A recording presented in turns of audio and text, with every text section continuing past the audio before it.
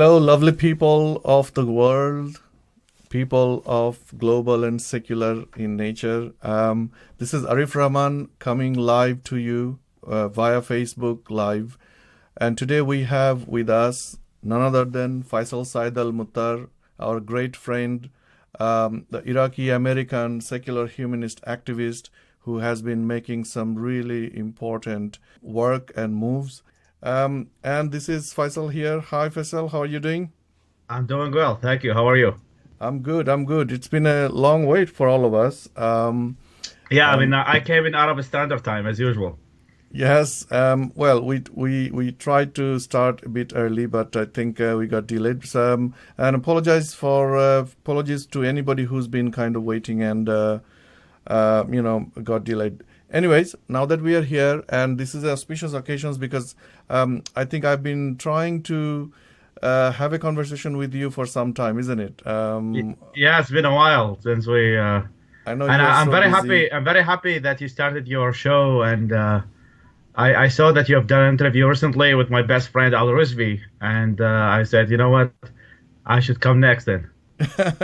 Yes, I'm glad that Ali Rizvi encouraged you to actually accept my invitation, and I'm really glad and really honored to actually have you here with us. So, Thank as you. as I announced, I wanted to know a bit more about you. Obviously, I know some bits about you, but my colleagues and my friends who usually kind of comes together and listens to us. We would like to know more about you. I mean, we know that you are originally from Iraq, but how did you end up in America, and what's the what's the story behind it? Yeah, well, you got that bit right. I was born in Iraq. I left Iraq at the end of 2009. After, that came in as a kind of combination of so many factors. One of them is losing my brother and my cousin, and also getting some threats here and there, to the way that I had to leave there. And I moved to Lebanon, and I was supposed to go to the UK, and then my visa was rejected. So while you're in the UK, please tell the Queen that I don't really appreciate her rejection of my visa. Anyway, so then I went to Malaysia and did my A levels and some studies, and then I applied through the UNHCR, which is the United Nation Committee for Refugees, I think. Then my application was approved in 2013, and I came to the United States so I came to the United States as a refugee, and I've been so since I came here. Before I came here, I started what was called the Global Secular Humanist Movement, which is now became one of the largest networks of secularists around the world, and I've kind of continued building that network for the past now it's maybe 5 6 years of kind of create a movement of solidarity between the secular liberals of the East and the secular liberals of the West, and trying to bring what I refer to as universal secular values and humanist values. So the network has got much bigger than I thought. I was one of the few people. Sure, you probably felt the same. Is that I'm the only one who thinks this way. I'm the only one who's like an atheist or like secular or who wants to advocate for secular governance. But then, like when you go to the online world and you figure out that there are thousands, if not tens of thousands, and in the case of my page, it became roughly now about 360,000, 360,000 last time I checked. So they came here to the United States, and I started working with a project that started first by Google Ideas, and now it became part of Advanced Human Rights. And I was hired also and that's I think where you and I were mostly in touch when the case of the Bengali bloggers were happening. And I was asking you about how can we get them more media coverage. So what I mostly try to do is try to highlight the secular liberal voices that exist within Muslim world as a form of counter narrative against extremist narrative. So that's kind of the simple description of what I do, and a bit of my story. I think you do the work that you do is such a great importance. The reason I find your work important is because the talks that you gave, I've listened to some of them, managed to listen to some of them, and the perspective that you bring in to those discussions are so authentic and full of information and zero bias. That gives everybody a bit of a shock in a way, in my view, because before that, whatever discussions we had about Middle East in the public domain or in the secular arena, it was either coming from a specific body or who actually had I would say no idea, and they were just talking from textbooks, which obviously had very little connection with the reality. But when I saw the mishmash that you created, where the problems of the Middle East, and although it looked like quite a big mess, I think it made sense to me because it showed us that things are really not as simple as we think they are. So yeah. I mean, when you're dealing, I mean, I think there was a quote by Richard Feynman who said that the more you know about quantum mechanics, the less you understand about quantum mechanics, or I think probably quantum physics. I think the same can be said about the Middle East. Is that the more you know, the less you know, and the history of conflicts is some of these conflicts go back to millennia, and some of these conflicts are built up and increased, and obviously now what's happening whilst with the proxy wars. So I think there was this post that went viral that I've made about like who hates who in the Middle East, about like Israel hates Hezbollah is against this, and Saudi is against this, and Qatar is against this, and Saudi hates the Muslim Brotherhood. Well, the Muslim Brotherhood hates Saudis, and he also hates Israel. That's weirdly aligned with Saudi. So like the more you try to figure out who's hating who, the more you will be like, oh, there are lots of conflicts over there.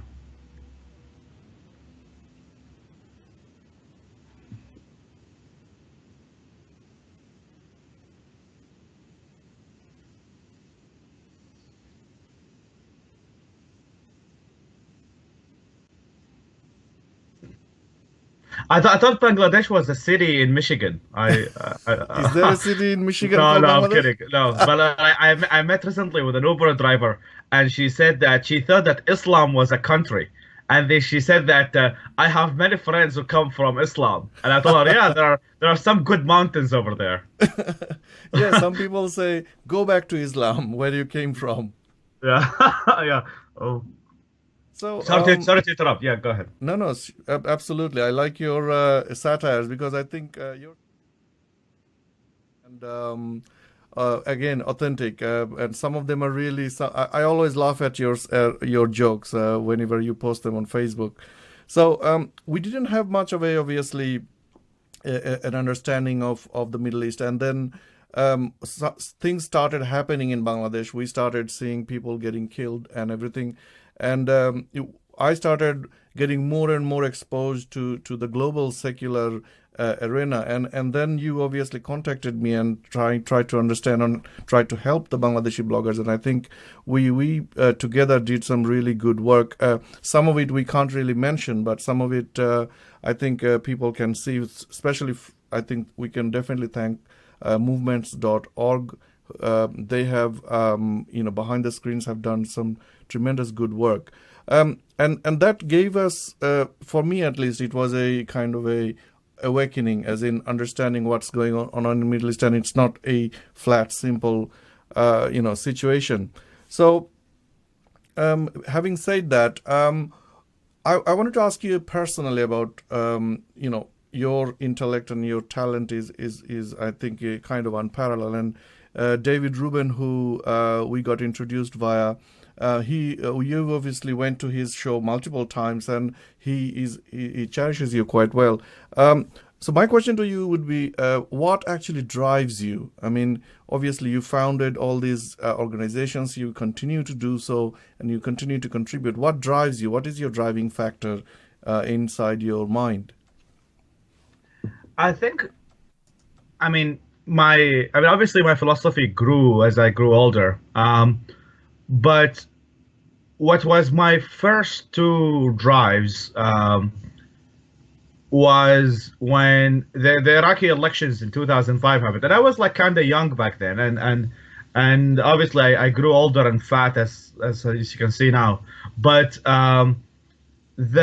was when seeing that how sectarian the votes were. So like the Shias voted for Shia parties and the Sunnis, except the secular folks are from different sides.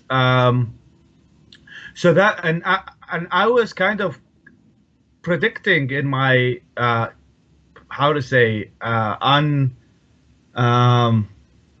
uneducated mind back then is that, well, I mean, it does make sense that if we had a secular parties that would prevent Shia dominance and it would reduce the discrimination against the Sunnis, and therefore we would have less extremism from the Sunni party in Iraq. And that was kind of my waking up call, is that in order to prevent Iraq from being destroyed, we do need to have a secular governance. And unfortunately, I was right. Is that the moment that the Shia parties won, or the Shia sectarian parties won, then there was a lot of push against the Sunni minority that was already feeling discredited against, or because they've already been privileged and they've been with Saddam, and I mean, Iraq has been ruled by Sunni minority for a very long time. So so that was kind of my waking up call, is to prevent the destruction, because I was kind of seeing the seeds of destruction in front of me. And then the second revelation, for the lack of better word, is that when Al Qaeda started growing stronger in West Baghdad, where I used to live and go to school, and I used to see like dead bodies everywhere, and like they kill them and they throw dead bodies on the streets, and sometimes you have to walk by the dead bodies to go to school. And I've had that multiple times going to my high school back at the time. And my second revelation was that Al Qaeda really gives you, in that case now it's ISIS. I mean, Al Qaeda is the moderate groups right now, but back in the good old days in which Al Qaeda used to be extreme, Al Qaeda used to give you only two choices. You're either gonna kneel for them or you're gonna fight them. There is no middle ground that you can find with Al Qaeda. I mean, what middle ground do I have with Al Qaeda? Zero. So what meant for me is that somebody has to do it. Is that it's you either agree to live subjugated, and you agree with whatever the authoritarian regime is going to tell you, and you just kneel for them and you tell them long live Saddam Hussein, or long live Allahu Akbar, or you fight them. So that was kind of my beginning, like my beginning of activism. And then as I grew older, and I saw that there are so many other voices like me and stuff, I became more advocating for, other than just doing it by myself, is other, like, all of us have our own skills. Somebody's a software engineer, the other person is good at marketing, the other person is good at journalism. If we all work together collectively, we can get something bigger out of this. And they're now coming to the United States. I think that our voices like us, the centrist, reasonable voices, the ones that are not necessarily anti-Muslim, but at the same time critical of Islam, or without we are not xenophobic, but at the same time also critical of Islam, I think are very important, especially in this day of age, in this climate of polarization that you see in United States, you see in France, you see in Germany, you see in Austria, in which you literally have between the left who are in complete denial about Islamic extremism, and some of them hire people who receive funding from Qatar and Saudi Arabia who are part of the problem. And then you have the extreme rights, who just 2 days ago on Twitter, somebody accused me of being a secret jihadist. So imagine like how much of an idiot someone must be to think that just because like my name is Faisal and I look Arab and stuff, that somehow I am inherently violent extremist. So you have like, so if I'm labeled as a violent jihadist, imagine how about somebody who probably look, I don't know, like they grow a beard or their name is Muhammad or something like that. So there is the far right xenophobia, and there is the regressive left denialism of of either to begin there is a problem. So I think that now it's more important than ever is to empower these reasonable centrist voices and kind of create a balanced position between these. So this is kind of my driving force, especially right now when seeing all this political climate with the United States where I currently live, and also I can see that the same kind of trend is happening within Europe with Marine Le Pen and Geert Wilders and whatever the fuck these people are. So that's very good background, and I think I can relate to the most of it. In fact, all of it, because we, when I say we, I mean likes of you and me, because we are definitely not white. We're definitely not part of the Western, upbringing, but we are affected by the global politics that has caused, I think, the rise of this jihadism and ISIS and everything that has happened. We are affected differently. I can say, for example, in Bangladesh, we have gradually almost lost our culture in the hands of Islam, because the political powers in Bangladesh decided that Islam is a very good way to make the people afraid of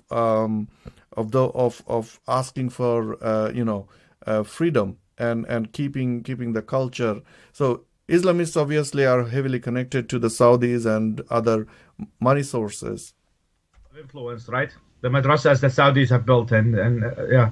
Madrasas are kind of their way to bring up the foot soldiers. Madrasas are foot soldiers. Then you have private universities where they have radicalization program that builds young people, cuckoo in their head, who goes to the ISIS and fight for ISIS. So there are different levels of military going on, and we became more and more marginalized, and when we started voicing our problems and concerns, we started getting murdered. And that's, I thought we were the only country, Bangladesh is the only country affected by this. But then when I got in touch with you and people like you, we saw that this is a global problem. Yeah. Bloggers are getting hit in Morocco, in other countries, in Iraq, everywhere. People like us are getting beaten, getting death threats, and some of them are getting killed. So, but I think we need to do far more, and I'm glad that you are actually in a good position to make that happen. So tell us a bit more about the organizations that you have worked so far with. For example, Global Secular Humanist Movement, and then movements.org, and how you are working with them to bring about change. Yeah, I mean, just to add up a bit about, what you said is completely true. I mean, I think yesterday, that they have put a blogger in Mauritania to death, like they're gonna put the death penalty on him, and as we probably familiar with the case of Raif Badawi in Saudi Arabia, in which he's jailed for writing secular stuff. Bengali bloggers. There was a Jordanian cartoonist who shared the cartoon on his Facebook criticizing ISIS, for Pete's sake. He was criticizing ISIS, and he was killed in front of a court. And yeah, so like for those of us who are lucky, that's kind of what my philosophy kind of evolved, is that I do consider myself to some extent a lucky person. I mean, I was able to escape that mess called the Middle East, and I made it alive. I mean, many people have not. I mean, many people maybe are stuck in boats right now between Greece and Turkey and all these places. So for those of us who made it to the West, who are kind of the lucky few, because maybe in a few years and hopefully having President Donald Trump, he's going to ban all form of refugees coming from the Muslim world, and that would include people like us.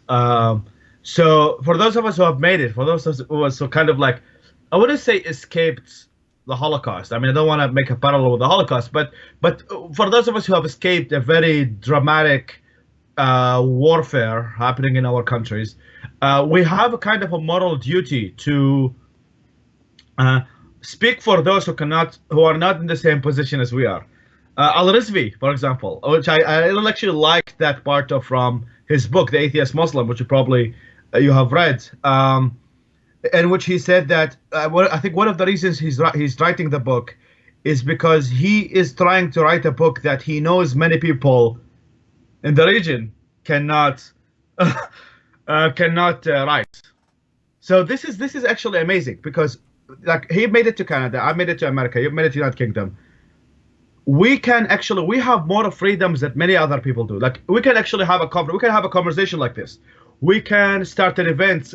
Just last in June this year, organization called Muslimish, which is kind of a funny name, right? It's like Muslimish. So there it's kind of to encompass ex-Muslims slash progressive Muslims. So they've made this event in New York, and we had like an attendance of probably like 40 to 50, 60 people.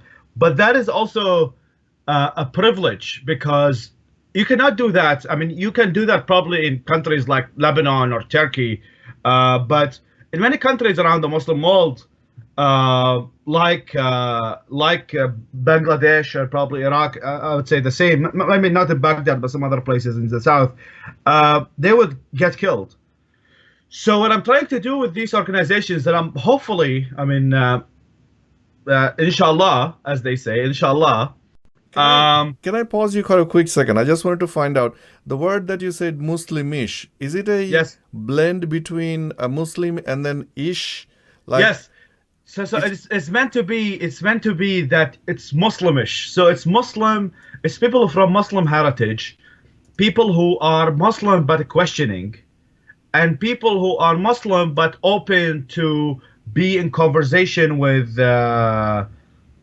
atheists. You know, which is kind of a negative term, right? Atheist. It triggers lots of people, but it's Muslimish. So just like I don't know, like I think see, got it. some Like, yeah, I got you. I just just didn't like know when somebody because I says heard this term before, and I Yeah. didn't know what it actually meant. Is it like a sometimes Arabic has ish at the end? No, I mean, somebody can say like, if somebody doesn't know how to speak Arabic very well, you say I speak Arabish, or Arabish can also mean when you mix up English and Arabic together in one language. So like, it's like shlonek good, like you mix like one word in Arabic and one word in English, Right. and that's also when you type on the keyboard, you're typing Arabic but in English alphabet. Okay. That's also called Arabish. Is that you're writing? Faisal, I think one of the thing I want us to say, I just realized, is it actually getting dark outside? Well, I live in New York, so it's probably getting dark. Are people saying? Because Are- we relied before we started, we relied on the window light to light your face, but now it's getting dark. Do you want to let turn me- the light on? Let me try. 1 second. Okay.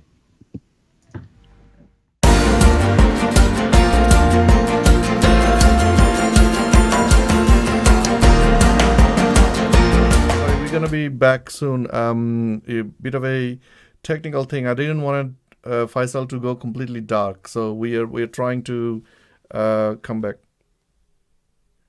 Talking to the camera. I think this is okay. This is reasonable. This is we can work with. Okay, thank you for that. And sorry for about the Muslimish thing. Yeah. So I mean, as I said, like these are privileges that many of us have here living in the West that many people don't have. So if we can make so what I try to do with Global Secular with movements.org as well is to try to, as I said, create a movement between the East and the West, and also insert some humor into it. Like if you follow my page really well, and I mean the project that I recently started called the Secular Caliphate, which is kind of so because like the Muslim Brotherhood and ISIS always say that we need an Islamic caliphate to bring a solution to the Muslim world or the Middle East or so. I said, how about we have a secular caliphate? And just like the leader of ISIS is his last name is al-Baghdadi, I can be Faisal Baghdadi, and I can be the supreme leader of Iraq and Syria, um, and also like insert humor into Love that. your idea. This is so good. I mean, in some places, I think Islam does not really like sarcasm and humor. I think most religions don't. I mean, but yes, I think with the Islamic world, violence is generally what is used to silence humor. I mean, Mm. that's what happened with Charlie Hebdo and stuff. But yes, I mean, when people take their ideas so seriously, and you literally like satirize what they believe in or what they say, uh, many get triggered, and when they get triggered, some of them get violent. I mean, yesterday I about the Berlin attack, and I said that like I was satirizing the this has nothing to do with the religion camp, and I said that Allahu Akbar is actually a project created by the CIA and the Mossad and by the Israeli American scientists in 1991. And these people, who were the guy who killed the Russian ambassador in Turkey, were actually talking about this project. They were talking about this Israeli project. They were not shouting Allahu Akbar as in God is great. And that's all I said. Like, but the Western corporate media is lying to you. They're telling you that they're lying to you so they can get the 1% to establish a new world order. That's so And many levels of shenanigans you can bring in. But um, sometimes I think, fiction becomes true. yeah, What happened yesterday in Germany? It felt like I've seen this before in Hollywood movies. Exactly the same way somebody, hiding themselves, embedding themselves in the force. And if somebody do a research, they will see that guy actually has been working as a police officer for 3 years or oh, you're so. you're talking about Turkey, not Germany. Okay, okay. But Yeah, I'm just trying to say that this is sometimes jokes, although you are doing it as a joke, there might be truth in it that you may not be aware of. yeah. I mean, I'm I mean the gradually truth getting is, more and more disillusioned by this, less and less difference between reality and fiction. That's what I was just trying to say. yeah. I mean that when I was making this satire about that Allahu Akbar is an Israeli project, okay? Um, there are actually many people who believe things that are not really that far from what I was saying. I mean, there are people who literally believe that ISIS is actually the Israeli intelligence, something like international intelligence or something like that. And they always like show that there is like interview with the guy from I forgot from NBC, I think, and they say, oh look, like there's this former former Mossad guy saying that ISIS is part of the Mossad, and Then again, these conspiracy theories may sound completely, improbable, but then you hear news about Saudis allowing Israeli warplanes to use their territory to go and bomb Iran. Then you can immediately start thinking about some sort of Israeli-Saudi relation. But then before you thought there wasn't any possibility because generally, Muslims hate the Jews. So how can Saudis and Israelis work together? But then those news are actually true that there yeah, was a bit of a talk between the talks comes and goes, but we know that there is a kind of an alliance between Saudis and Israelis against Iran, etc., etc. yeah. So I mean, the enemy of my enemy is my friend. I mean, it makes total sense.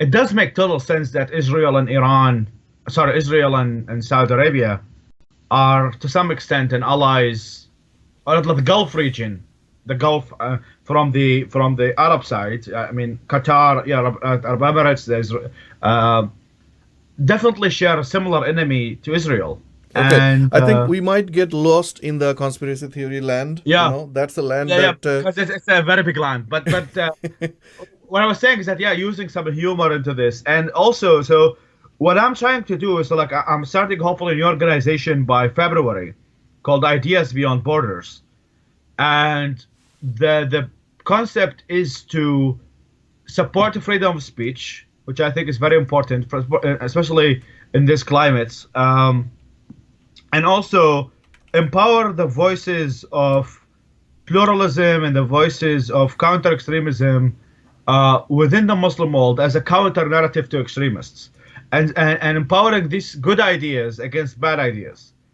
So this is what I'm trying to do in the future. And with movements, with movements mostly, I was focusing on closed societies, and that includes Southeast Asia and the Middle East, and finding out the activists there and what their demands are, whether they want media or they want media or web technology or lawyers and stuff. Even though with the case of lawyers, it's one of the most difficult. And with the Global Secular Humanist Movement, it's mostly became a feed and a hub for many organizations and stuff to work there, to post things and create conversation and to connect people from all over the world, especially those who are secular and liberal minded. I want to just interrupt you there for a second because I just noticed a comment made by Christian Pamplin. She said, the people at the top don't care about religious morals and beliefs. They care about keeping the power and money. This is so true. This is like a cycle because when we grew up, we used to listen to this sort of like power and money relation, etc. But then Yeah. in the middle, something happened. I think I was kind of juvenile and idealistic, and I thought, no, religion is the main problem, etc. And we went out in a crusade against religion, and at some point we realized there is actually a huge relation between these two and who's actually dominating. We thought religion is dominating, but we realized religion is actually a tool used by so many other power brokers in some respect. So thanks for that comment. And on that regard, Yeah, you were saying about just to have a bit comment over here. Just 1 second. Yes, I mean, I don't think anybody is saying that religion is kind of the only problem in the world right now. I mean the talk about the 1% and the elite and stuff mostly is half the truth. There's always this talk about the military-industrial complex. That the reason why all of the wars had happened in the Middle East is because the military-industrial complex wants these wars to continue, so more people will die, so more people will buy weapons, and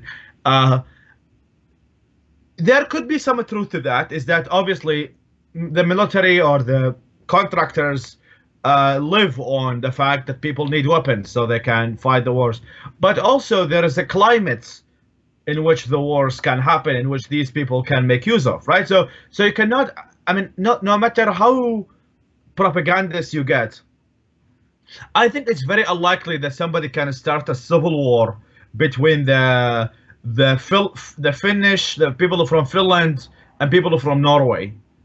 But you can easily start a civil war between Saudis and Iran. I totally agree with you on that. There there has is to a be a climate. context of some sort Yeah, created. there has to be a and context. Yeah. religion creates those contexts so that people can become so indoctrinated and radicalized. Then all it needs is a bit of kindling, and there you go. Yeah. It's busted. So I would rather not create the conditions to begin with than rather complain about the 1% and the multi-industrial complex. I mean, that's my views. That's my view. Absolutely. We were actually digressing a little bit because that comment caught my eye.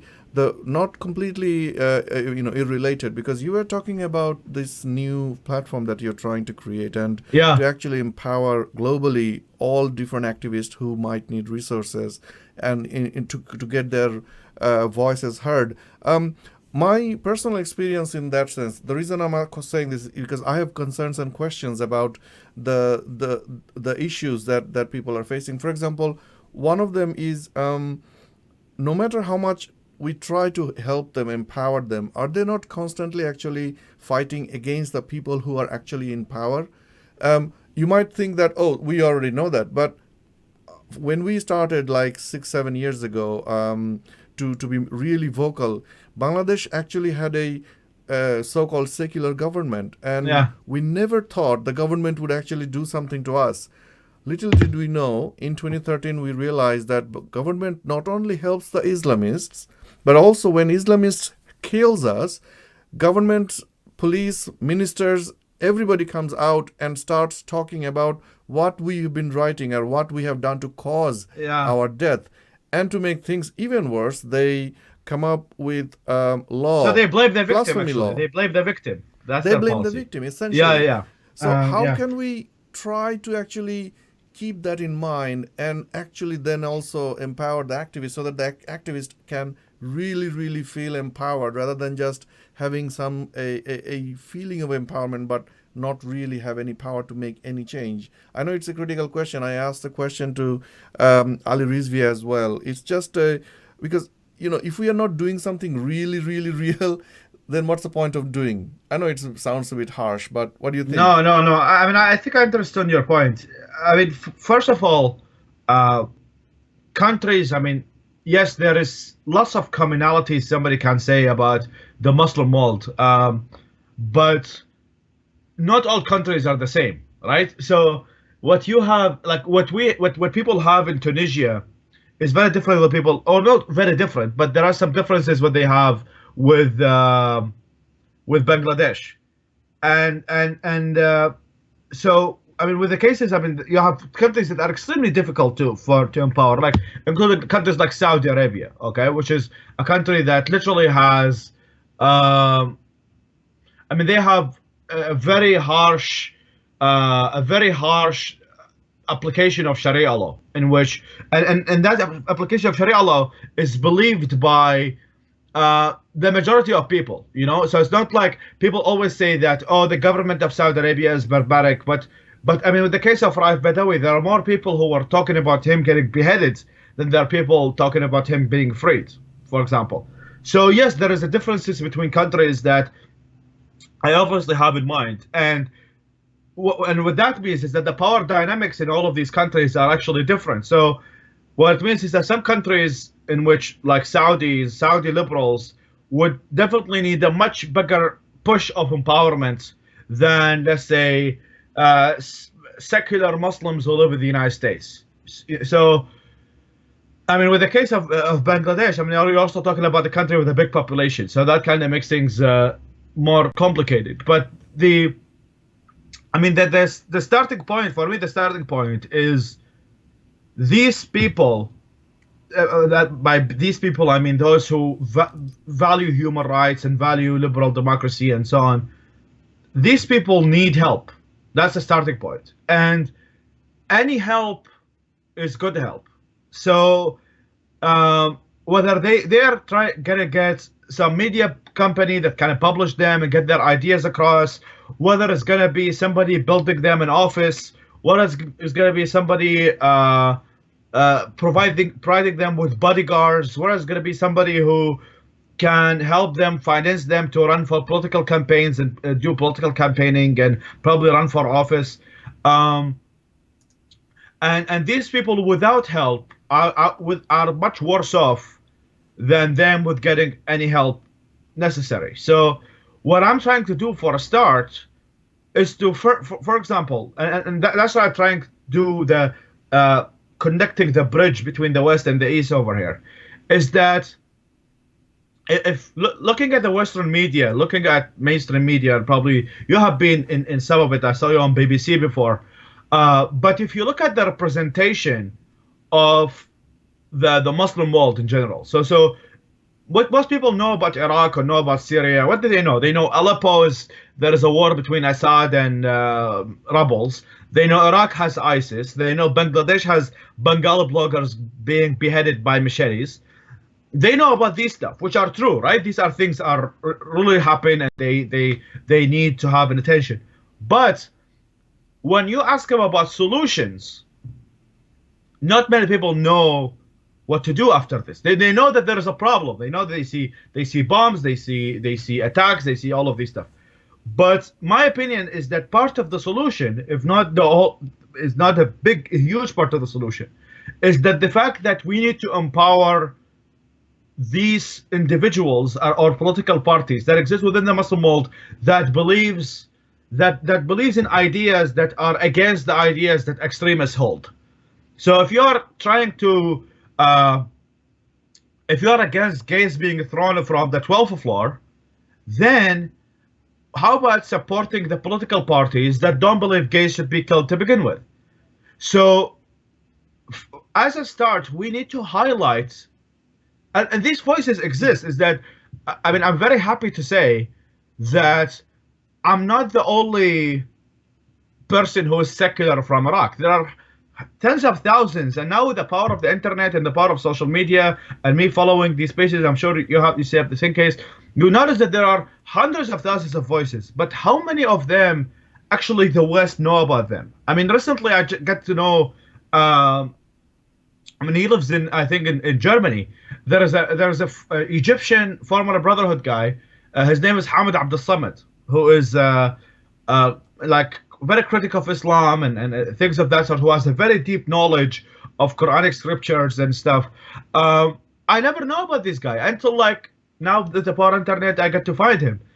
And I found out that there is his videos, at least the ones in Arabic. So he makes lots of videos in Arabic on his show.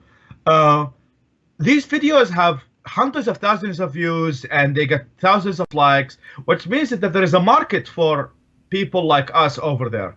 And what we need to do is it's better to give these 100,000 voices a voice and empower them and help them to do media training, political organizing, all the stuff necessary for political change, than just to leave them by themselves while the other parts. I mean, one of my famous quotes, as I said, that it's easier to start a terrorist group in the Middle East than to start a liberal one. Yes. And that's actually factual. Is that if you're going to start a terrorist group in Iraq tomorrow, you're going to get funding from Saudi Arabia, Qatar, or Iran, or all these countries, right? But there is ready-made funding for all of this. Yeah. So but you start a human rights group or a liberal group, or you literally have nobody to fund you. And Nobody. this is a problem, and this Can I is the interrupt problem I'm you? trying to solve. Yeah. Can I interrupt you there for a quick second? I totally agree with you, and this is so important for all of us to push and get these things realized. You mentioned one word, one sentence. You said there are so many liberals and so many activists in throughout the globe that the Western world is not aware of. Up until some time ago, I used to be in the similar mindset that the reason you're saying that if the Western world, I'm assuming you're saying that if the Western world knew about these activists, the situation would be, better. But I don't really have that much faith in the overall so-called Western world. Hear me out. I'm not against the people of the Western world. I'm talking about the powers that runs the Western world are essentially also the same power that goes out and empowers Saudi Arabia, makes allies with Saudi Yeah. Arabia, and buys oil from them, sells arms to them, Yeah. ammunitions to them.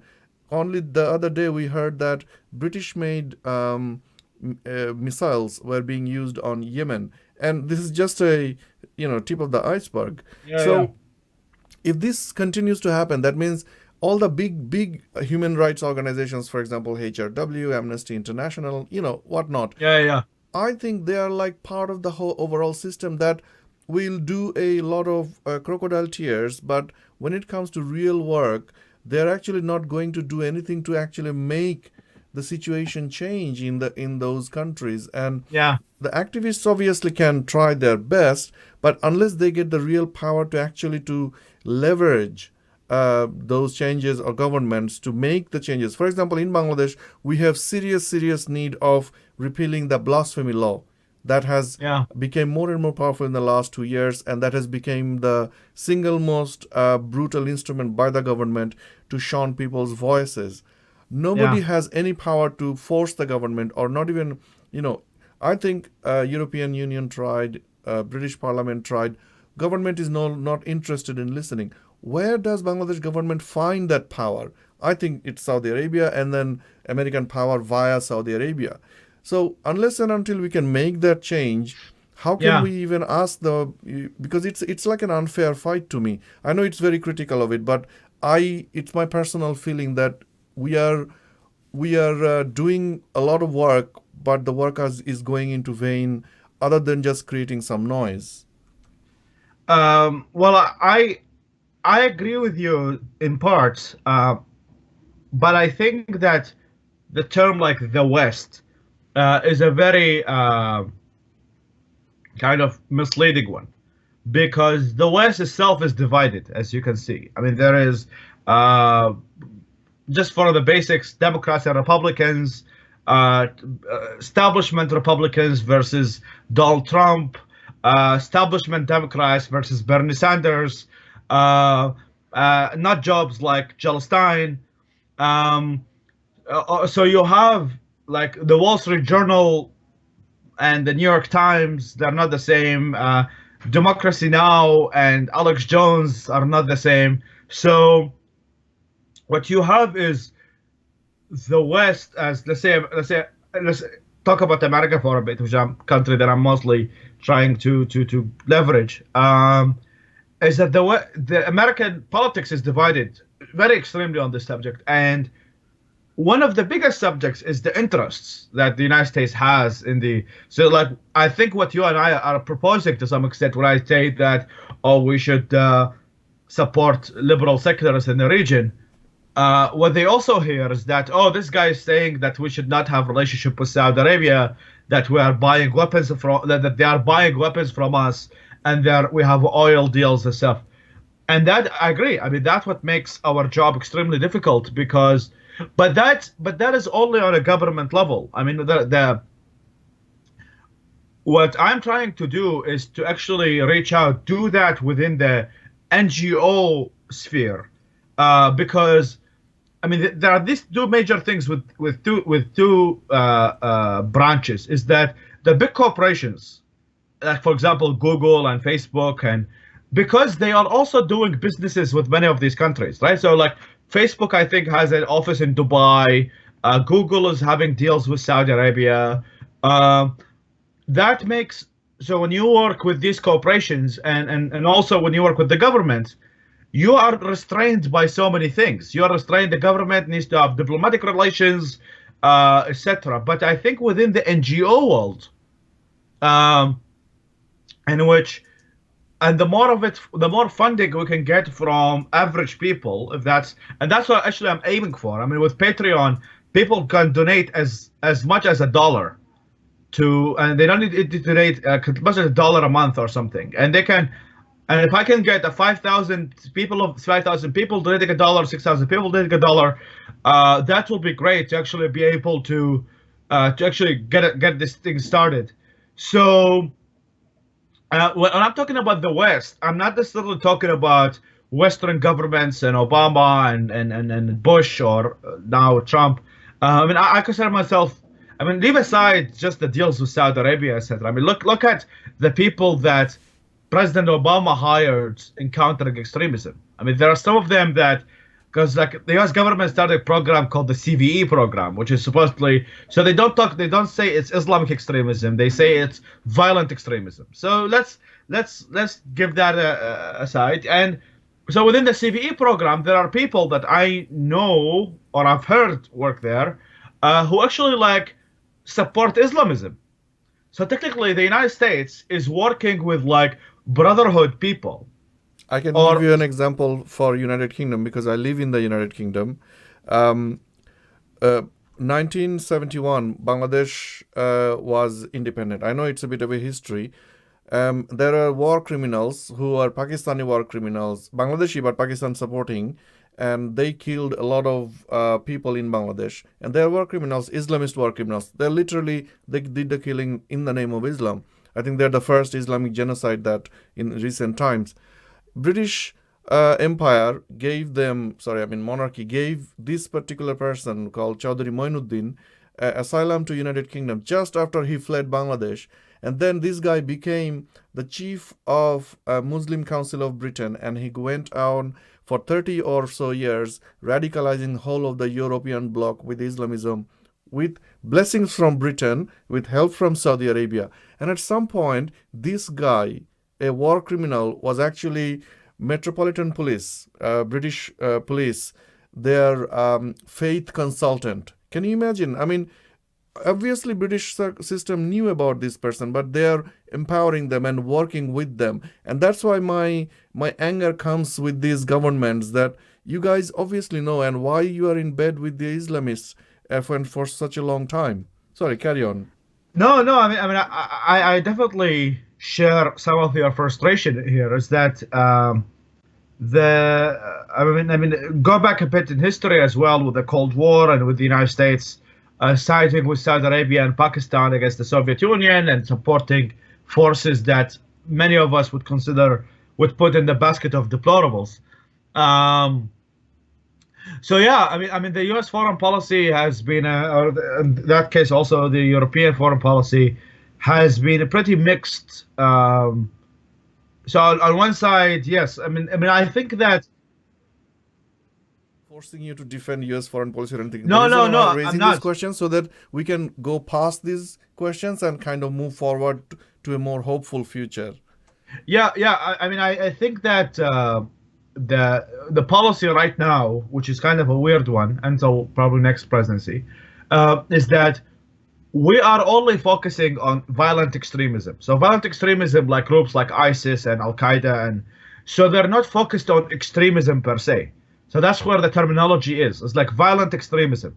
So in their philosophy, they are okay with using the Muslim Brotherhood as a counter narrative to ISIS recruitment. For me, that is complete bullshit. Is that, I mean, for me, the Muslim Brotherhood is that they're non-violent extremists, or they are extremists when they want to be extremists. So they are not part of the solution. So what's happening is that the U.S. government for the past 8 years, with President Obama, and a guy that I actually respect, that if I was a U.S. citizen, I would be voting for Obama twice. But acknowledging that he has a very bad understanding of foreign policy, and including a bad understanding of the Muslim world, and I think was somehow convinced that the United States cannot play a positive role in doing things, any change. And he eventually hired people within the White House and within other places who have troubling ideas. That being said, um, I think many in the West right now, including some on the left, are waking up that what has been tried for the past, like since 9/11, so that's been going on for 15 years, it hasn't worked. So with the Bush idea that we should bomb the shit out of them and do regime change, and Iraq didn't seem to go as the best success story. Afghanistan, I don't know what the hell is going on over there.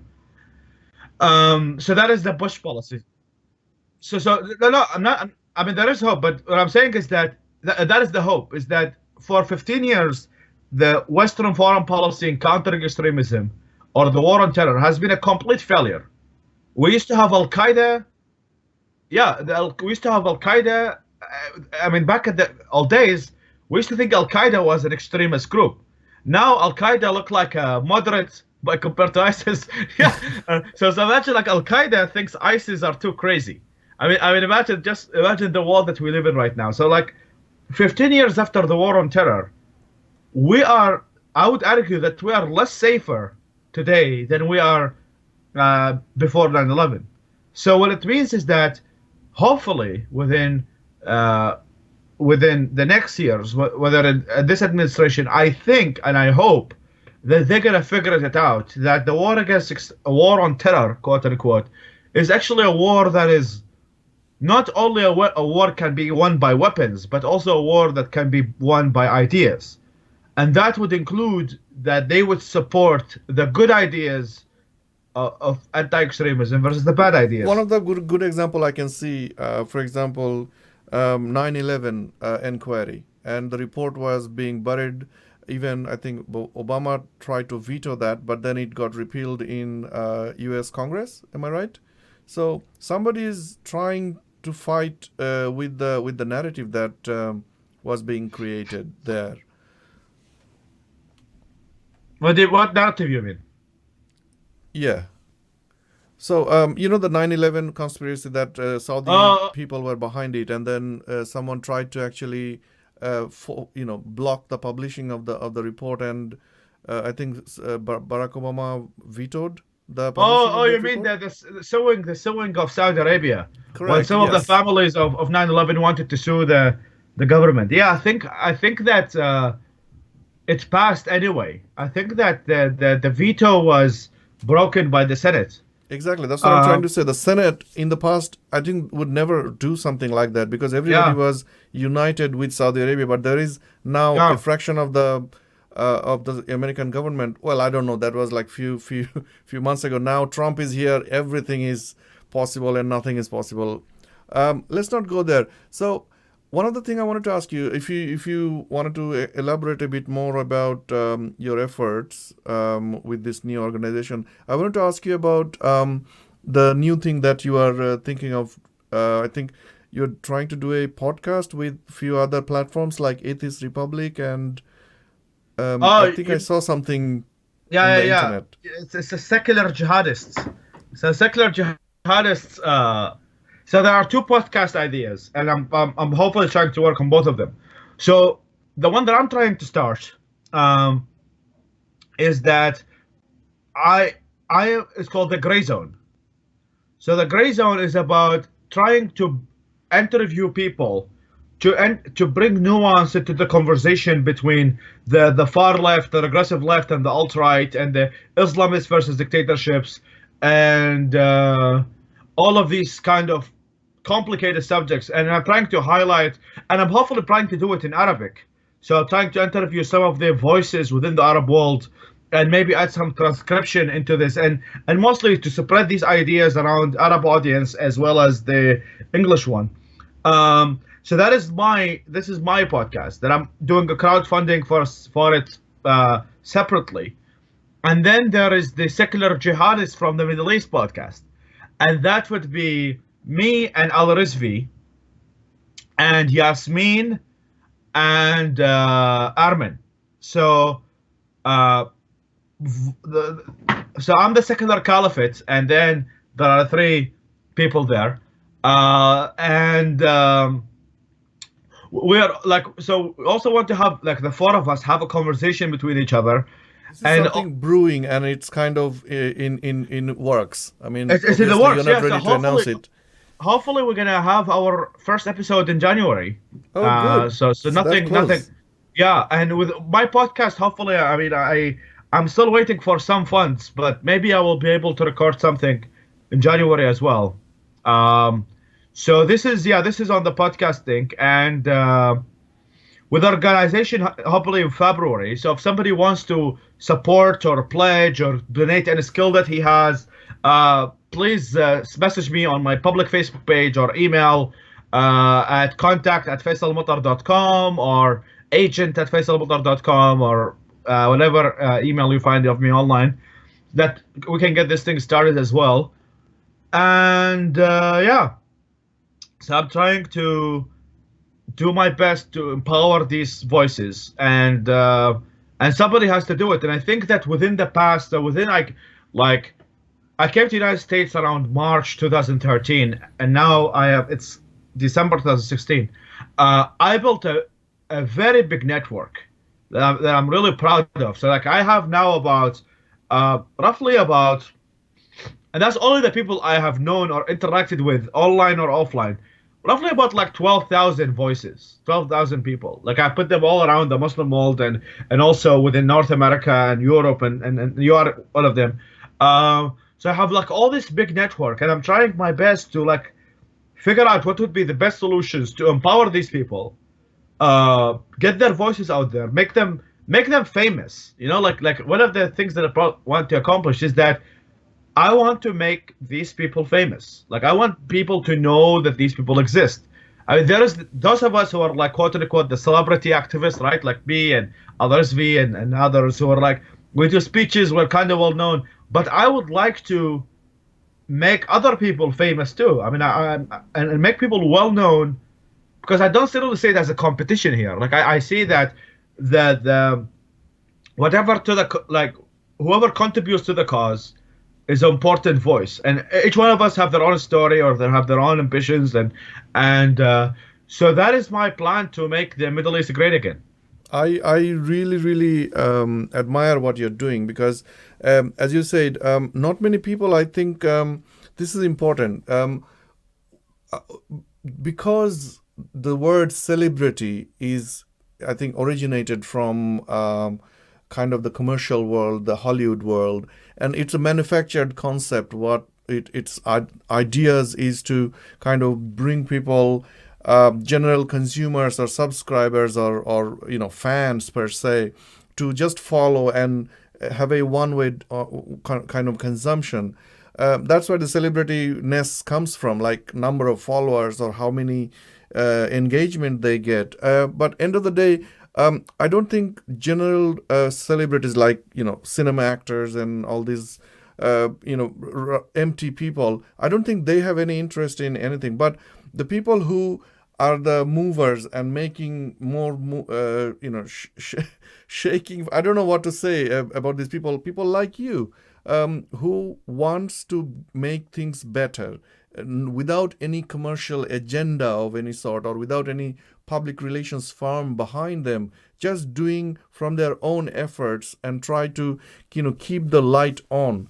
I admire what you're trying to do, and I also admire, this is a kind of a unique thing that I see in yourself, which is you actually don't want to keep it within yourself. You want to actually embrace and explore and kind of spread the love, which is goes against natural human instinct. Human instinct is, oh, I am now famous and I will not let anyone else become famous. That is natural human instinct, and I've seen so many people fall for that. But you are, I think, somebody we look up to for this sort of actions, and it's like selfless act, which is really, really unique, in my view. So what I would Thank say, you. whoever is watching and whoever is going to be watching, is to Faisal has got these platforms and his activities going forward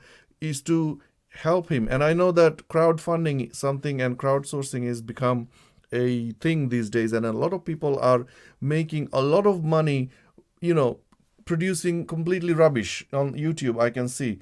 But if we can, all of us join together and go to his Patreon page and, do some pledging, I think he will be able to do more damage to the extremist and the wrong ideas that we want to, vanish from the face of the earth. So that would be my request to everybody, for Faisal, and if we can make that happen.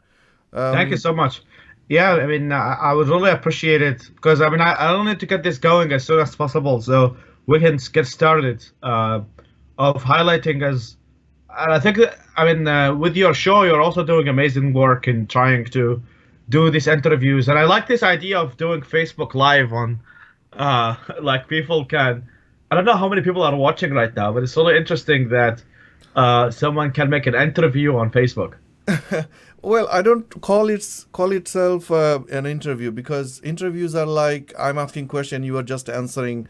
Typical, again, traditional Hollywood and television style Uh, thing. In my sense, I think we are creating dialogue between peers. So I have opinions, you have opinions, I have questions, you have questions, and through our discussions and dialogues, people who are contributing, a lot of people are actually typing comments and questions. It becomes a huge, a melting pot of ideas, and then this whole Facebook Live thing gets saved and uploaded into YouTube, where it kind of circles throughout the globe. And without, I don't know what sort of algorithm YouTube has, but people see them. And sometimes even Facebook and things, social network, are kind of siloed. So people I know or people will see through Facebook, but on YouTube, anybody can see it, and it stays there and it creates ripple effects. So that's yeah, why I and created that. just to add to that, I mean, these social media apps or whatever you want to call them have um, been used like as some of the main sources for this conversation, especially in the societies uh, from the cities that we come in. Like on Twitter, I just recently discovered um, that it's like one of the places in which secular Saudis and atheist Saudis use very frequently, um, that to spread their ideas about like the women having the right to drive, or the removing the guardianship, and so like the social media that you're like we're talking about is has, I would argue, that has really been a powerful tool in this war about ideas, because many people, like the young generation who grew up within the were born in the 70s, end of 70s and 80s and 90s, uh, we kind of grew up in this, like, I mean, a place in our adulthood in which the social media world came in, and it's really amazing of how many people it brought together, and how many, um, how to say, like how many, like I'm watching the live right now, kind of within my phone. It's like it's really That's something I would discourage you do, because it distracts you. See, we no, can it's see really that amazing you're. how like we're doing this, and suddenly there are like people who are watching this, and And I can see that Faisal Saeed Al Mutar is watching. You are watching yourself. You can watch it later. It's going to be saved. I would say, be with us, stay with us, rather than. no, but it's just really amazing to some extent to see that, like, in this, um, this kind of interactive digital media, it has been really used and can be used, and that's why you see, like, within the Bengali bloggers, in which there is a big network of people within the internet, and the same can be said about Arab. There's atheist magazines, and so this internet, I mean, the internet is a kind of a double-edged sword. So there's always been this discussion that I've kind of been involved in about the use of the internet and radicalization and making people join terrorist groups. And there's all this conversation about the lone wolf attacks of people getting radicalized on YouTube and social media and stuff. But I think what has been ignored as well is that the work of counter extremism and the counter recruitment and spreading of good ideas and the spreading of the values that you and I hold dearly can also be used on the internet. I mean, just like when people say about, oh, there are this stuff on YouTube that make people join ISIS. Well, there are this stuff on YouTube that make people become women's rights activists, and make them become LGBT rights activists, and make them become secularists, and make them become more aware of the world around them. So the internet itself is a double-edged sword. So it can be used as a tool to advance the ideas that we care about, and it can also be used as a tool to spread extremism. And I think that, like, I mean, that has been, I mean, if you look at most of my work, I mean, yes, I write in magazines and newspapers for once in a while that are physical, and people can actually like read them, like physical papers. And People are saying they love hummus. I think that term, such a pun. I think it was introduced by you, and I, it's such a good term, and people love it. um, Um, I think that it's not. I'm not the one who invented hummus myself, but I think that no, this it's. blend of humanist and then the word Middle Eastern food hummus, but the Yep. use of it, I think it came from you. I mean, Yeah, I may be wrong, but it's I kind of coined the term homosexual. um, okay, yeah. okay, that's taking a bit to a different level then. No, it's one of my favorite appetizers within Middle Eastern cuisine, I and see. I and I Good. and I think that because I post about it a lot, because I do post a lot about food a lot, and um and considering that I get really fat we over can the we can tell that you love American food, because this is a picture I think a couple of years ago when you came to. I don't love American food. I love Middle Eastern food, but I eat a lot of it, so that's why. Um, You've no, changed but very dramatically, and the same thing can be said about me. I mean, when people see me after a few years, they said, "Oh, you become so." You said, "Don't say it, don't say it."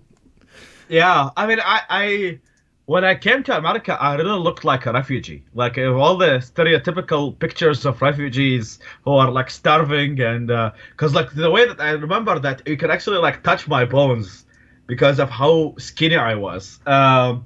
And then, and also, I mean, that has some dark history to it. Then I came here to America, and you can see the effects of American capitalism, in which you have a cheeseburger with the fries, and but that's not the only reason. I think that part of it is because I got so lazy, and I started burning less fats, and that kind of accumulated, and I'm probably gonna get a heart attack and die within the next week.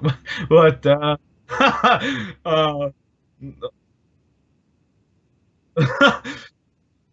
I need to pass my baton to um, whoever is gonna be the next Khalifa. Okay, so I can see there is a question that Christian Pamplin is asking a few times, and I think she's getting a bit upset why we're not answering. Who helped you rise up, Faisal? Um, That's a question she asked a few times. Is that, what does that mean actually? Like, how? how did you? Who helped you? Be what you are right now. Who helped you? And people who kind of gave you a kind of a platform to rise up. Um, well, I mean, multiple people. And I mean, for example, I became very lucky that I got, um, I was kind of adopted by an American family in the United States, who helped me a lot during my transition from coming here and establishing myself, and also I mean help of many people and help of people like you and people like Dave Rubin and Al Rizvi and Sam Harris and um, knowing many individuals and giving platform in universities and events and people, for example, like Aaron Lewis, my dear friend, who gave me a venue, gave me a talk at MoMA. So I was replacing. There was a debate on Islamophobia that Ayaan Hirsi Ali couldn't make because she received many death threats, and Aaron suggested that I become the person to replace her, and he gave me a platform that was showed up on WYNC and NPR and stuff. So um, I think a lot it's of people are asking, how did you get prominence? But I can answer that. I mean, I don't think you need to answer that because you have got content, you have got you have it in you. That's it. If you have it in you, it doesn't matter where you're from, what you have. I think people will know and people can see it already, and that's what great about you. So I think we have answered that question enough. so Um, Christine said, "I want to help women get heard." Uh, yes, definitely. I mean, you can, whoever woman you want to get heard, I mean, please send them our way, and maybe we can invite them to our podcast with Al Rizvi and stuff, and we can give them a voice that I think hopefully will get us so many views on our podcast. We can help them get heard, and I'm glad that you are supportive of trying to get people heard. okay, cool. So I think we are near the kind of end of our show because generally I run it for an hour or so because that's I've seen people's attention spans stays that long and then it starts to dwindle down. Yeah, we live in the Snapchat generation, in which everything It's is 10 getting seconds, right? worse. It's getting worse for some reason. Yeah. So Faisal, I think you're not feeling that well. I can see you sniffing your nose multiple times. So we'll No, let I mean, it's you. winter. Yeah, It, but yeah, you should get used to it. And I can see that Gage Scott is mentioning a few names like Godsad, Rahil Reza, Dave Rubin, Ali Rizvi, and are being mentioned.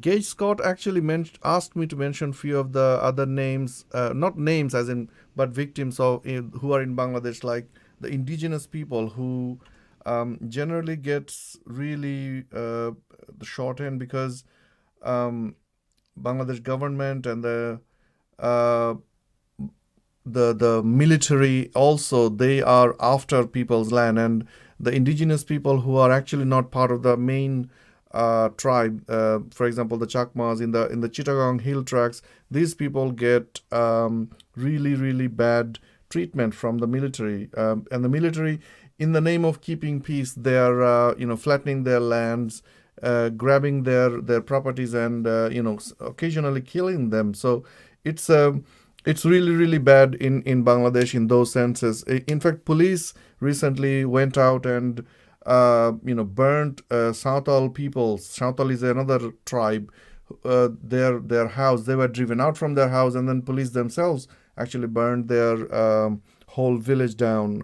Then denying it that we haven't done it. So it's quite rampant what's going on in there. So Gage just asked me to mention them, and I would definitely mention them in future. I'm thinking of actually.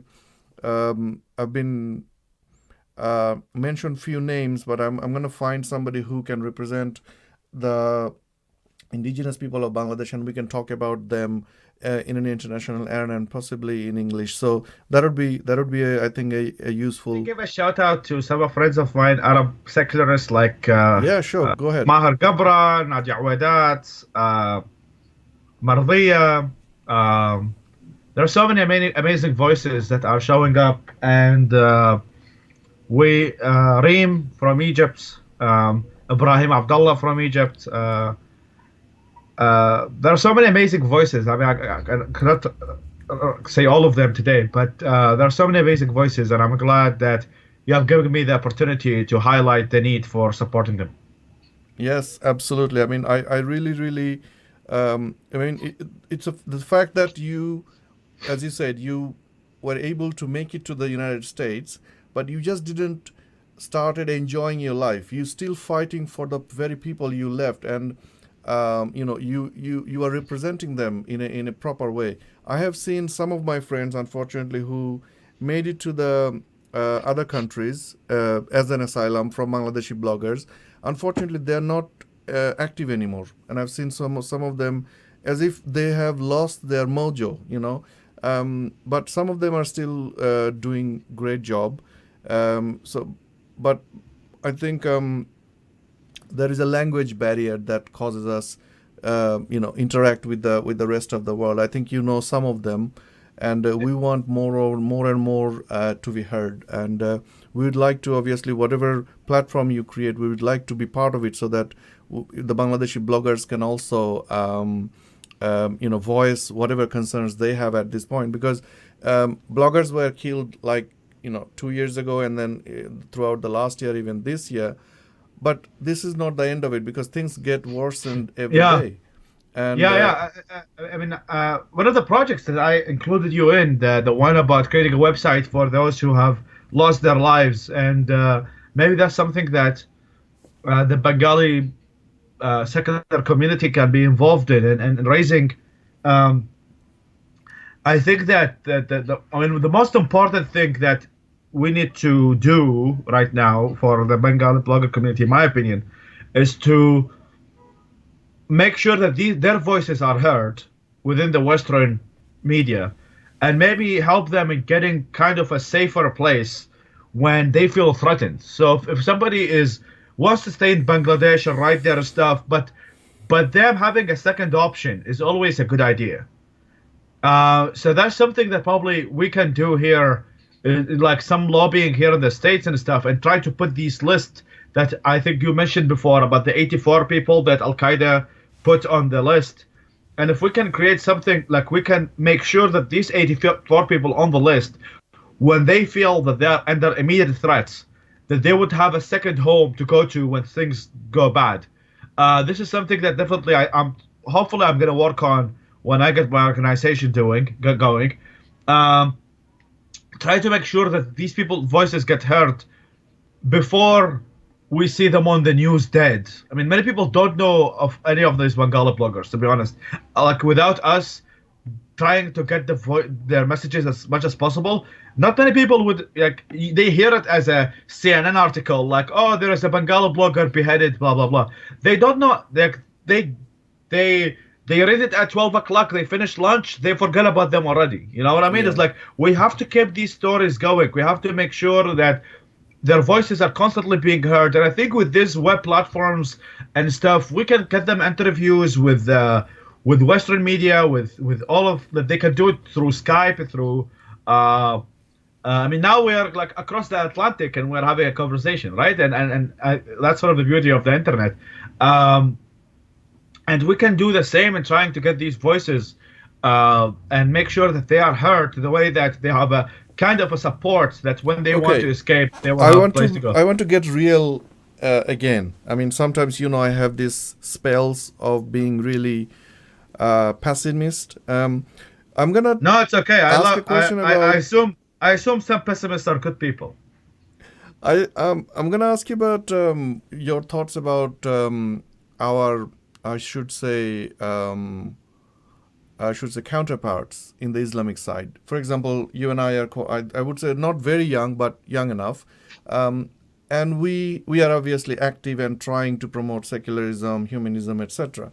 Obviously, in the Islamic side, there are people who are also trying to promote Islamism. I'm not talking about the violent side of it, but who wants to make the whole world Islamic and who wants to, change the West to a Islamic style work. And those people obviously don't like us. They take a kind of a dim view of us as I don't know. You can add any tag you like. Yeah, Uncle Tom's. Well, yeah, depends on people's mood. How many of them actually interacted with you, and what is your perception about those people who are actually exactly like internet activists or some sort of activist who wants to promote Islamism? What is your general perception about them? Well, I think it's I've had many interactions with many of these folks because the internet is a small town that everybody knows everybody. Yeah, I mean, my idea is definitely what really bothers me are not the people who are actively promoting Islamism, but those who lie about that there's a problem called Islamism, those who are like the quote-unquote moderates apologists. These people must be much more than, because with people like Islamists and radical folks, you know that these people are honest. Like they directly gonna tell you what they actually believe in and their action is based upon their belief. But when it comes to these hypocritical apologists, they tell you something in English and something in Arabic, and they will tell you, or with outsiders, with infidels and non-believers, they say something on CNN, and when they go to Arabia or Al Jazeera Arabic, they say something else. I mean, these people bother me much more than to be honest, the obviously Islamist advocates. And you can see a channel like Al Jazeera, for example, Al Jazeera Arabic and Al Jazeera English. And you see, like in Al Jazeera Arabic, they talk about how bad the like homosexuality and the theory of evolution, and they criticize all of these things. But on English, leave aside, they don't criticize Qatar, like the fact that they have slaves coming from Bangladesh and India and Pakistan and treat them like slaves. They don't talk about all of that. But in English, they talk about things like Black Lives Matter and how pandas needs to be protected, and all of these things, and like progressive, like how can we end the use of gas and in North Dakota, and so these people actually like piss the fuck out of me, because in Arabic they say things that are pro-violence, and in English they're talking about like how America is racist and how we should be worried about white privilege, while in Arabic they are talking about how we should support the Muslim Brotherhood and Jabhat al-Nusra. So these people piss me much more than the yeah, like the Islamists, because they're manipulators. When I just like when I'd like to have a conversation with someone, at least I would assume that the other person is being honest about their views. You know, like when I'm having a conversation with you right now, I'm assuming that when you say something to me, when you say something about your belief, I don't think that you are lying just so you can get support within the atheist community. You are being honest about what you think and what are your concerns. But like within these apologists, lying apologists, they say something to you and they say something else to somebody else, and they lie about the link between Islamism and what we are seeing right now with terrorism. They will tell you that Prophet Muhammad was a feminist, and they literally like they lie. I mean, you can think He was whatever a you think. feminist, definitely. He married so many of women. Definitely Yeah, he was. I don't know yeah, what yeah. to say. So they have this like lying apologists who literally go to these white liberal self-loathing leftists who would be just don't want to sound racist. Like they would accept anything that these idiots say. So if they're gonna tell them that like Muhammad was an LGBT rights champion, they will be like, "Whoo, wow, look at this Yeah. brown Hijab is man." the most feminist expression you Yeah, can yeah, yeah. have. Hijab is empowerment. Niqab is empowerment. There are some idiots like that. Yeah, yeah, And yeah. one of them, I think the topmost idiot is CJ Waldman, right? Well, but this guy, I mean, this guy is not the he's just a liar. I mean, he's a liar and plagiarist. But I'm talking about those who are like the the Muslim quote unquote Muslim moderates. Those are I like the see. ones Okay, okay. who um who are like, as a person of color who is a minority and who always upholds the rights of Muhammad as a feminist, and then there's this like self-loathing leftist who are like, "Hoo, yeah, he's right." Like, look at how Christianity. Like, I really like heard people who have been convinced that Christianity is evil, while Islam is a wonderful religion. Okay. So now that we are kind of we brought out the discussion, and I think no discussion would be complete without these regressive lefts. Um, Yeah. I actually say the same thing to Ali Rizvi as well, because they are such good source of fun for us, and sometimes they are irritating, but I think these days they have become just a kind of a subject to mockery. Who, in your view, has done the most damage, and who would you class in a scale of 1 to 3, 1 being the worst, and 3 being, being more and more have got a little bit of character or integrity? Who So would you you say? mean damage to the conversation? You mean? Yeah, damage to secular people. Uh, um, in terms of conversation, obviously, I mean, ISIS is number one when it comes to damage. But No, no, I'm talking about the leftists, the regressives. yeah, yeah, I would say um, Noam Chomsky is one. Um, CJ Warderman is irrelevant, so I'm not going to mention him. Um, I would put Dalia Mugahid, who was Obama's advisor on White House, Yeah. and What do you say, Reza Aslan is? I was going to say Reza Aslan, but I'm trying to say Reza Aslan, yeah, Reza Aslan, because after his CNN interview, he became quite popular. So I was going to say that he is irrelevant, but I think he is relevant. So yeah, Reza Aslan would be also there. Hmm. What else? So Do you think that, for Nathan example, Lean, people like Nathan Lean, the guy who said that, I think, yeah, Nathan Lean, who's like a very big apologist who works at the Saudi-funded Georgetown Center, who also like calls like Majid and he wrote this book, The Islamophobia Industry and stuff. Hmm. Um, Nathan Lean, there is Glenn Greenwald. I was Uh, going to actually bring to a topic which is relevant to this, which is people like Ben Affleck, and people who actually belong to the media, but somehow they pretend to have an opinion. I mean, why do you think they, for example, Ben Affleck's appearance in that show? Do you think Yeah. this was like he was paid some dollars to appear on the show so that he could represent the apologists in some way? Is there do you buy into that conspiracy? No, no, I think that I think, and I talked to Sam for a bit about this. I think he had no idea who Sam Harris was. Or if he had an idea, it was probably very negative. So he was on the push immediately. So, like, he probably had an idea that Sam Harris is a racist Islamophobe in his head. And he just went on the attack. But that's what I'm trying to say. I think the reason his whole existence or his purpose in that show was to create a stir.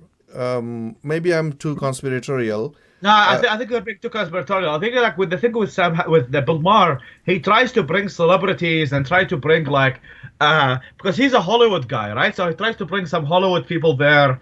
And But I mean, was do you he remember actually this? relevant to that discussion? That Yeah, I mean, I remember there was this rapper that Bill Maher also invited. I think it was Khalifa or something. Maybe I'm wrong, but like he invited him with Christopher Hitchens, and they were discussing the Iraq War or Oh, I something like see, that. I see. Yeah, and this guy had no fucking idea what he was talking about. He was like literally like just bullshitting from But zero is it to. not general, common sense that if you don't know something about, if you don't know something about something, you be polite or try to understand Yeah, first and then react?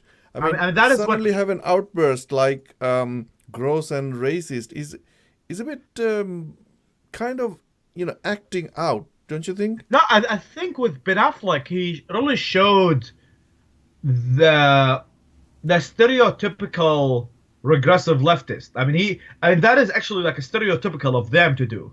Is But that that's what I'm trying to say. uh, He's not even well read enough to be classed as a regressive no, left. no, but that is the thing, is that you don't really need to be well read. Is that if you have a Muslim dentist, and or your taxi driver is a Muslim and he's peaceful, therefore you're gonna be so protective, saying that if you criticize Islam, you're racist. That's Okay, how okay. they. All right. So that's. I mean that's. That brings us So to the misconception of ideas versus yes, people. yes, and that's what Sam Harris was trying to convey. I mean, his message was, he said that there was this meme of Islamophobia, is that those who confuse the criticism of Islam with hating all Muslims. Both sides, whether it's the far right or the far left, both misunderstand this. So within the far left, when they see in their examples, oh, my Muslim girlfriend and my Muslim dentist and my Muslim bus driver and my Muslim teacher, they think that criticism of Islam equals hating these people. While with the far right, they look at the news or they read the Quran or they read criticism of Islam and stuff, and they think just because Islam is this, therefore Muslims are all like this. So that is where the kind of the confusion being made between people as people and ideas or ideologies like Islam. And I think that with religion is the only subject that really confuses people. Like, I think most people understand that if you criticize socialism or capitalism, nobody would tell you like, oh, are you saying that we should kill all capitalists? Or are you saying that we should put socialists in concentration camps? No, like nobody is. But I think that the moment you talk about religion, people confuse that with their identity. So like when you criticize Islam, you're not only criticizing, having an intellectual conversation about ideas, and they mean that you're criticizing them. Like I think with the Charlie Hebdo attack happened, there were some interviews being done in and maybe it was Al Jazeera, I could be wrong, but they were interviewing people and they were asking them, oh, what do you think of the attack and stuff? And obviously some people celebrated it and said it was a good thing, but there was something really interesting that I noticed.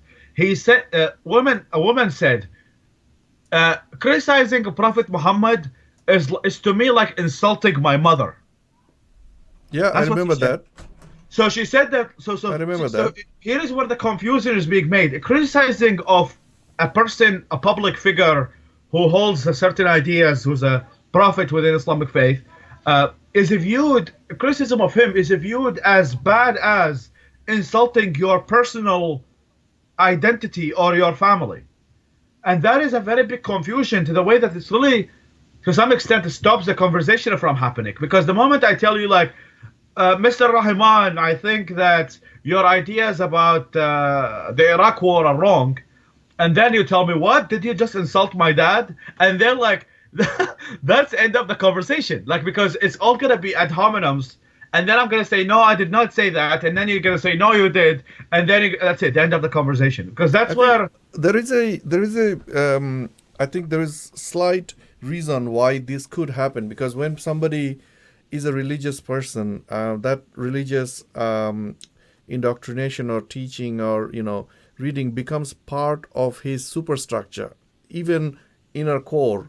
So when you are challenging the idea that that person has constructed himself or herself from, that means you're literally shaking their person's superstructure, and that's why they feel kind of lost, and the reaction is kind of reciprocating from that end. But I think this discussion is really fascinating, and it could carry on. But we've already talked around 1 hour 40 minutes, and Oh, yeah, I think people are going to they're enjoying. But I think we can kind of take a break and then resume it another day. What do you think? yeah, we can do that. To prove that I'm not a racist, I have to do this interview again.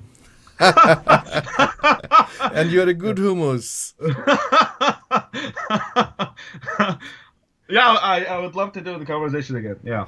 Okay, thanks, man. So we'll try to Maybe next time I have an idea, we can ask people to ask the questions first, and then maybe we can pick the best ones, and maybe you and I can have a Q&A about them. I think that will be that another would good be idea. really interesting. I think so as well. And thank you so much for appearing on this show. I don't even know if we can call it a show. It's just a dialogue, one of a kind, in I would say, where there is no commercial entity, commercial interest, or so-called presenter. It's just two guys talking about stuff where people are actually our colleagues joining the discussion as well, and kind of enriching the discussion.